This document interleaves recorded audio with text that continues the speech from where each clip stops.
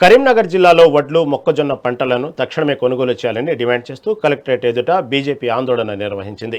నాణ్యమైన పంటను సైతం బి గ్రేడ్గా మార్చి తరుగు పేరిట రైతులను నిలువు దోపిడీ చేస్తున్నారని బీజేపీ జిల్లా అధ్యక్షుడు గంగాడి కృష్ణారెడ్డి మండిపడ్డారు. కాంగ్రెస్ సర్కారుకు రైతులపై ఎందుకింత కక్ష సాధింపని కృష్ణారెడ్డి ప్రశ్నించారు.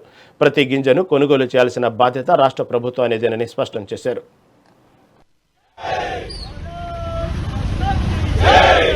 రైతు వ్యతిరేక ప్రభుత్వం వెంటనే, రైతు వ్యతిరేక ప్రభుత్వం వెంటనే, పంటలు వెంటనే, పంటలు వెంటనే.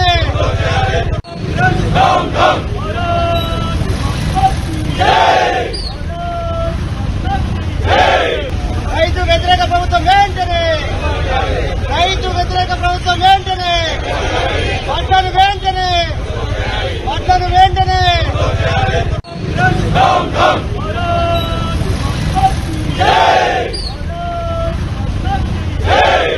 రైతు వ్యతిరేక ప్రభుత్వం వెంటనే,